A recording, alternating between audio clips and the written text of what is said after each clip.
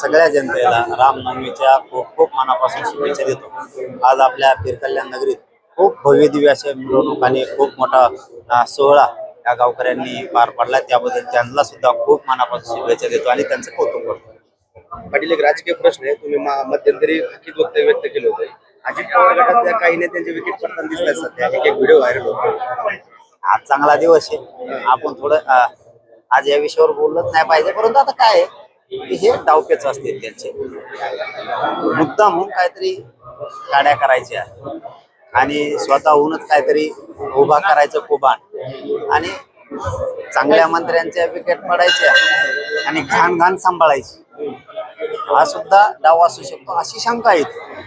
चांगल्या चांगल्या मंत्र्यांच्या पाठीमागे काहीतरी वेगळं हे लावायचं आणि घाण घाण सांभाळायची, असाही डाव एखाद्या वेळेस असू शकतो। आता त्या काही जण तर त्या बाबाच्याच नादी लागले, मग आता त्या बाबाकडे कोण कोण होते हे पण पूर्ण बाहेर काढले पाहिजे ना। समाज प्रक्रियेतून, राजकारणाच्या प्रक्रियेतून तर बाहेर काढलेच पाहिजेत कोण कोण त्या बाबाच्या संपर्कात, त्यांना सगळ्यांना साधा फोटो जरी असेल तरी पण, आणि त्याची सखोल चौकशी केली पाहिजे की हा तिथं का जात होता, रक्ताने हात भरलेले सुद्धा तिथं होते। हे असे समाज प्रक्रियेतून आणि राजकीय प्रक्रियेतून पूर्ण बाहेर काढले पाहिजे, पूर्ण, तरच देवेंद्र फडणवीस साहेबांचं खरं सरकार। फडणवीसांचं कौतुक केलंय तुम्ही? नाही, मी आज नाही, जार निघाल्यापासून करतो, पण हे पण सांगतोय कौतुक केलंय याचा अर्थ असा नाही की तुम्ही प्रमाणपत्र वाटप नाही करणार, तुम्हाला त्यापेक्षा दुप्पट जड जाईल। खूप मोठ्या समस्येला, खूप मोठ्या आंदोलनाला फडणवीस साहेबांना सामोरं जायला लागत, त्यावेळेस इतके हाल होतील त्यांचे की त्यांनी कधी स्वप्नात बघितलं नसेल, इतके हाल होतील, इतकं प्रचंड मोठं आंदोलन उभा राहू शकतं। कारण त्यांनी JR काढलाय, तर मग आता आरक्षण मराठवाड्यातल्या मराठ्याला दिलं पाहिजे, पश्चिम महाराष्ट्राला JR काढत राहिलाय, तो पण काढला पाहिजे, हे त्यांचे काम आहे, ते नाही केले, या स्तुतीचा काही उपयोग होणार नाही, फडणवीस साहेबांनी नक्की लक्षात ठेवायचं। हे मी प्रामाणिकपणाने चॅनलशी सांगतो की आम्ही दिल्याच्या नंतर सन्मान करणारे लोक आहेत, पण न दिल्याच्या नंतर पळता भोई सुद्धा थोडी करू शकतो आम्ही, इतकं भयानक मोठं आंदोलन सुद्धा करू शकतो। कारण नाराजीतून, रोषातून तयार झालेलं आंदोलन पुन्हा फडणवीसांना परवडणारा नाहीये, म्हणून त्यांनी स्वतःहूनच समाजाच्या जे आमचे प्रश्न आहेत ते तातडीनं सोडले पाहिजेत। आणि मात्र दुसरंही काम केलं पाहिजे की त्यांनी उपसमिती बरखास्त करायला पाहिजे आणि मराठा आणि कुणबी मंत्रालय सेपरेट स्थापन केलं पाहिजे, स्वतंत्र, कारण ही समिती असून काहीच उपयोग होय ना आम्हाला, म्हणून आम्ही बरखास्त म्हणतोय। काही म्हणते का बरखास्त करा म्हणतायत, कारण विखे पाटील काहीच काम करत नाही, त्यांना वेळच नाहीये काम करायला, त्यांना वेळ आहे ना, जे बिगर काम आहे त्यांना विशेष निमंत्रण देऊन बोलवायचं, याच्या वेळे मराठवाड्यात उपसमितीची बैठक लावून प्रश्न मार्गी काढायचा, याच्यासाठी त्यांना वेळ नाहीये। कुणबी प्रमाणपत्र किती दिलेत हे बघायला त्यांना वेळ नाहीये, त्यांना गॅजेटनुसार किती प्रमाणपत्र निघालेत याच्यात वेळ नाहीये, व्हॅलिडिटी का रोखल्यात, मराठ्यांच्या पूर आता नोकऱ्यात आहेत, शिक्षणात येत, का रोखल्यात हे विचारायला वेळ नाही। उपसमिती म्हणजे काय, मग मराठ्यांच्या सगळ्या अडचणी दूर करणे याच्यासाठी उपसमिती गठीत केली।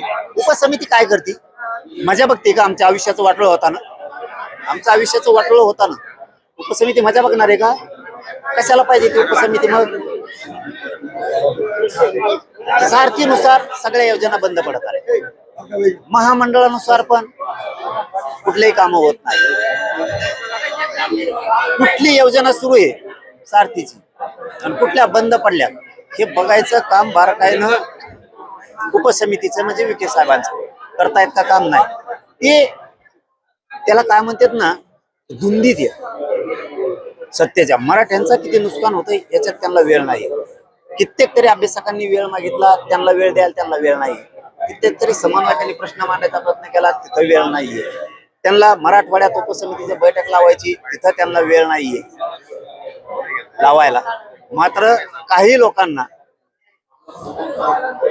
जे बदनामीकारक बोलते, कटर असते, अशा लोकांना विशेष निमंत्रण देऊन त्यांच्या मांडीला मांडी लावून बसायला आणि बसून जेवायला विखेंना वेळ आहे। इथं मराठ्यांच्या वेदना जाणून घ्यायला विखेंना वेळ नाहीये, म्हणून ती बरखास्त करायला पाहिजे उपसमिती सेपरेट मराठ्यांसाठी। मराठा आणि कुणबी हे मंत्रालय स्थापन केलं पाहिजे. कारण उपसमितीकडून आशा नाहीये काही कामं होतील म्हणून, नाही आशा आम्हाला. 17 संस्थांचं गॅजेट निघाल का? आतापर्यंत आम्ही त्यांच्या मानेवरती मान टाकली होती. एक तर मराठी कुठल्याच मराठ्यांच्या मंत्र्यावरती विश्वास ठेवत नाही. या राज्यातल्या 6 ते 7 कोटी मराठ्यांनी विखे पाटलांवरती घरातला माणूस इतका विश्वास टाकला. तोच माणूस मराठ्यांच्या गोरगरिबाचं काम करायला तयार नाही. मग कशाला ठेवायचं? आम्ही काम केलो ते करणारे पण आहे, पण तुम्हाला ज्या ज्या मागण्या केल्या त्या तुम्ही पूर्णच करायला तयार नाहीत. अरे साधे अधिकारी येड्यात काढायला लागले विखे पाटला. साधे अधिकारी किती गॅजेटनुसार अर्ज आलेत हे सुद्धा विखे पाटलांना सांगता येत नाही. विखे पाटलांना किती व्हॅलिडिटी हे पण सांगता येत नाही. काय अधिकारी बोलतायत हे पण विखे पाटलाला सांगता येत नाही. काय काम करताय तुम्ही?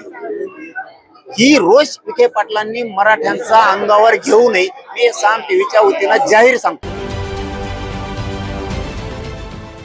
देश विदेशातील प्रत्येक घडामोडींचे लाईव्ह अपडेट मिळवण्यासाठी आता साम टीव्हीच्या सर्व सोशल मीडिया प्लॅटफॉर्मला लाईक, फॉलो आणि सबस्क्राईब करा. तसंच सर्व नोटिफिकेशनसाठी बेल आयकॉन प्रेस करायला विसरू नका.